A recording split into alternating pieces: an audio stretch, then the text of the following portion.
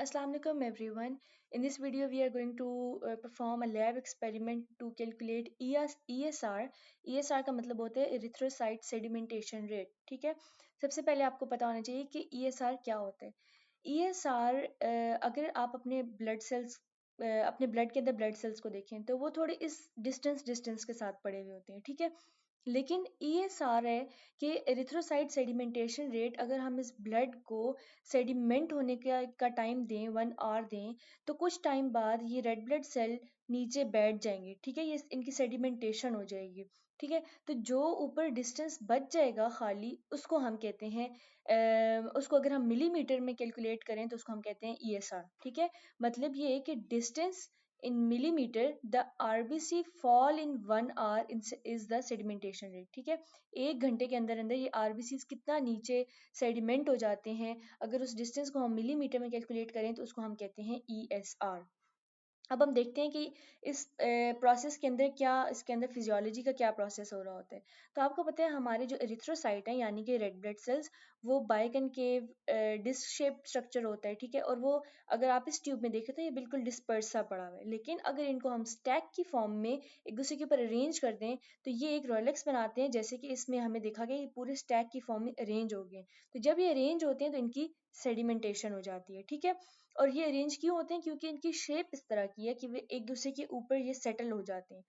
तो अगर आप कोई भी हमारे एरिथ्रोसाइट हैं, आरबीसीज हैं, उनको अगर उनके अंदर हम कोई एक्यूट फेज रिएक्टेंट डाल दें या फिर इम्यूनोग्लोबिन्स डाल दें तो वो हमारे पास एक रॉलेक्स फॉर्मेशन कर देते हैं. लेकिन इस दौरान हमें ख्याल रखना होता है कि हमने उसके अंदर कोई एल्ब्यूमिन ऐड नहीं करना. ठीक है, एल्ब्यूमिन को हमने रिस्ट्रिक्ट करना है और एक्यूट फेज रिएक्टेंट जो है वो हमने इसके अंदर ऐड कर देने हैं.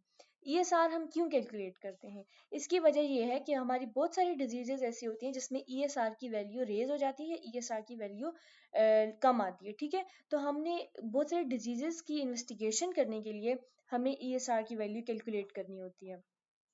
तो अगर आपका ESR ज़्यादा आता है, ठीक है, नॉर्मल वैल्यू से ज़्यादा आता है, तो उसमें क्या रिस्क है? अगर आपकी ESR की वैल्यू ज़्यादा आती है तो आपकी इन्फ्लेमेशन के चांसेस बहुत ज़्यादा बढ़ जाते हैं. हम ये कह सकते हैं कि ESR is directly proportional to the chances of inflammation. Okay, अब हम देखते हैं कि ESR हमने परफॉर्म किस तरह करना है.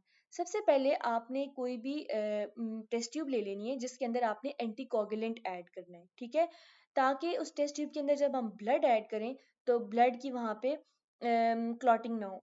आप एंटीकोगुलेंट ट्यूब भी डायरेक्टली यूज कर सकते हैं, या कुछ ट्यूब्स ऐसी मिलती हैं जिनके अंदर ऑलरेडी एंटीकोगुलेंट ऐड हुआ होता है, या फिर आप कोई टेस्ट ट्यूब लेके उसके अंदर एंटीकोगुलेंट खुद से भी ऐड कर सकते हैं. तो फर्स्ट स्टेप ये हो गया कि हमने एंटीकोगुलेंट ट्यूब लेनी है या फिर किसी टेस्ट ट्यूब के अंदर एंटीकोगुलेंट डाल देना है. सेकंड स्टेप में आपने ये करना है कि आपने इंजेक्शन की हेल्प से मीडियन क्यूबिटल वेन में से ब्लड ड्रॉ करना है. ठीक है, और कितना ब्लड आपने इसमें से लेना है? 2 मिलीलीटर. 2 मिलीलीटर ब्लड आप इसमें से लेके इस एंटीकोगुलेंट ट्यूब के अंदर डाल देंगे. उसके बाद आपने क्या करना है, उसके बाद ये एक टेस्ट ट्यूब होती है जिसको हम कहते हैं विस्टर्ग्रेन ट्यूब. ठीक है, इससे आप ESR कैलकुलेट करते हैं. अब इस ट्यूब में क्या खास बात है कि इसके एक जो अपर एंड है उस पे 0 मार्किंग है और नीचे आके पास देखें 20 सेंटीमीटर की मार्किंग है. अब आपने क्या करना है कि ब्लड एक ड्रॉपर या सकर की हेल्प से आपने ब्लड सक करना है इस टेस्ट ट्यूब में से और आपने ऐड कर देना है इस ट्यूब के अंदर. और उसके बाद आपने इस ट्यूब को इस रैक के ऊपर प्लेस कर देना है. अब इस रैक के अंदर कैसे प्लेस करना है? इधर नीचे रबर पैड लगा होता है, आपने इस ट्यूब का लोअर एंड इस रबर पैड के ऊपर रखना है और इसका अपर एंड ऊपर वाली जगह पे फिक्स कर देना है. और इस तरह आपने इस जो ESR का जो रैक है उसके अंदर आपने अपनी ये ट्यूब रख दी है. अब उसके बाद आपने 1 घंटे का इंतजार करना है. 1 घंटे बाद क्या होगा कि आपके जो रेड ब्लड सेल्स हैं वो नीचे सेडिमेंट हो जाएंगे और ऊपर से कुछ डिस्टेंस जो है वो उनका खाली हो जाएगा. ठीक है, और ऊपर प्लाज्मा रह जाएगा. तो वो डिस्टेंस जिसमें 1 घंटे के अंदर अंदर जितना डिस्टेंस ये नीचे कवर करेगा वो इसका ESR होता है. ठीक है, जैसे इस ट्यूब में हमें नजर आ रहा है ये 0, 1 एंड 2. टू हमारे पास मिलीमीटर ऑफ द रीडिंग जो है वो नीचे आई है, तो इट मीन्स कि इस पेशेंट का ESR 2 मिलीमीटर है. और आपको पता होना चाहिए कि मेल के अंदर 3 to 7 मिलीमीटर फॉल होना चाहिए फर्स्ट आवर के अंदर, फीमेल के अंदर 3 to 9 एंड इन्फेंट्स के अंदर 0 से 2 मिलीमीटर. ओके, अच्छा, अब कुछ फैक्टर्स हैं जो इस ESR की वैल्यू को अफेक्ट करते हैं. वो कौन से फैक्टर्स हैं? सबसे पहला फैक्टर है रोलेक्स फॉर्मेशन. कब, जब इन्फ्लेमेशन हुई होती है किसी बंदे को, इन्फ्लेमेटरी एक्शन उसका कंप्लीट हो गया है, या फिर उसको कोई नियोप्लास्टिक डिजीज है, ठीक है, तो इस केस में हमारे पास क्या होता है, ईएसआर की वैल्यू डिफर कर जाती है, ठीक है।